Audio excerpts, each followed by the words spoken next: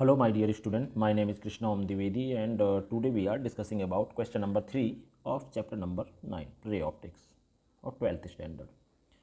A tank is filled with water to a height of 12.5 centimetre.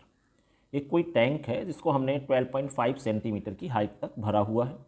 The apparent depth of the needle lying at the bottom of the tank is measured by a microscope to be 9.4 centimetre. इसका मतलब ये है कि जो real depth of the tank है वो कितना है. It means we can say that height of object is equal to 12.5 centimetre and the needle is placed at the bottom of that tank. तो उसकी जो इमेज हमें दिखाई दे रही है it means height of the image of that needle is equal to 9.4 centimetre. मतलब वो जो है ना 12.5 सेंटीमीटर की हाइट पे रखी हुई है पर हमें दिखाई कैसे दे रही है, नियर अबाउट 9.4 सेंटीमीटर की हाइट पे दिखाई दे रही है. What is the refractive index of the water. मतलब हमें ये पता करना है कि रिफ्रैक्टिव इंडेक्स ऑफ वाटर कितना होगा. हम देख कहाँ से रहे, हम एयर वाले मीडियम से देख रहे हैं. मतलब रिफ्रैक्टिव इंडेक्स ऑफ एयर तो हमें पता ही रहने वाली है, दैट इज इक्वल टू 1. वो हमें 1 हो जाएगा. तो सबसे पहले हमें ये पता करना है कि what is the refractive index of the water. तो हम डायरेक्टली ऐसा कर सकते हैं. देखो भाई, एक चीज़ हमेशा याद रखना कि जहाँ से हम देख रहे होते हैं उसकी रिफ्रैक्टिव इंडेक्स ऊपर रहती है और जहाँ पर हम देख रहे होते हैं उसकी रिफ्रैक्टिव इंडेक्स नीचे. मतलब it means where the position of observer that refractive index will be taken as a numerator and the position of the image will be represented as denominator. मतलब हमेशा क्या रहेगा, h i height of image upon height of object is equal to जहाँ से हम देख रहे हैं, मतलब position of observer and this is the position of image जहाँ पे, मतलब पोजीशन ऑफ ऑब्जेक्ट जहाँ पर है. तो यहाँ पे हो जाएगा एच आई हमारे पास दिया हुआ है दैट इज 9.4, एच नॉट दिया हुआ है 12.5, एन ए हमें पता है that is equal to, because for air that is equal to 1 and n डब्ल्यू हमें पता करना है. तो अगर हम यहाँ पे देखें तो एन डब्ल्यू की वैल्यू कितनी हो जाएगी. द वैल्यू ऑफ एन डब्ल्यू इज इक्वल टू 12.5 अपॉन में 9.4. तो कितना हो जाएगा भाई, 12.5 डिवाइड बाई में 9.4 that is equal to 1.329. It means n डब्ल्यू इज इक्वल टू कितना हो जाएगा 1.33. ये हमारे पास this is the refractive index of water जो हमें चाहिए था. If water is replaced by a liquid of refractive index 1.63. अभी हमने क्या किया है, अब इसमें सेकेंड पार्ट यहाँ से शुरू होता है. This one is first part.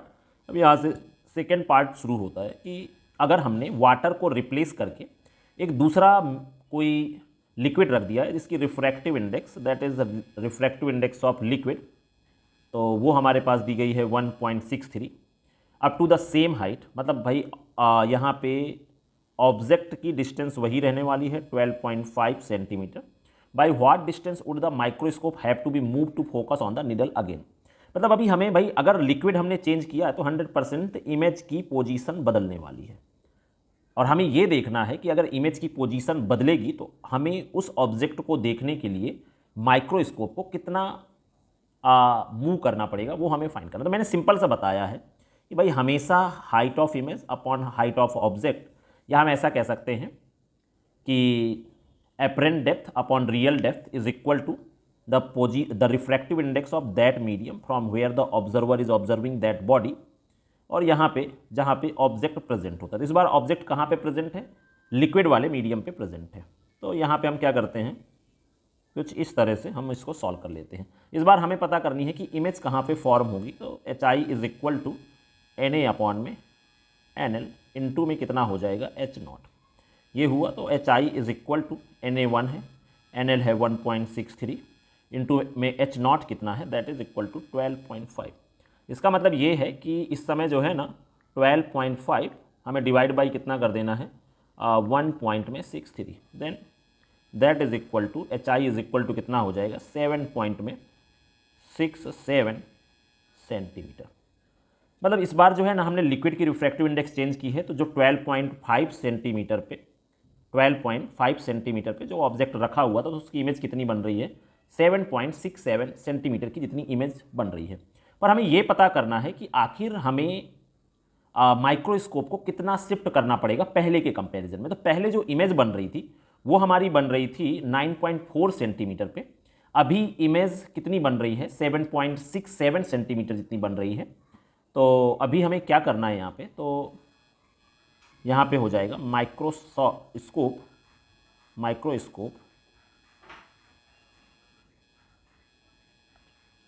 Shift is equal to कितना हो जाएगा भाई यहाँ पे, तो पहले 9.4 पे रखा हुआ, तो अभी हमें नियर अबाउट कितना और शिफ्ट करना पड़ेगा, then that is equal to 9.4, अभी हो जाएगा माइनस में 7.67।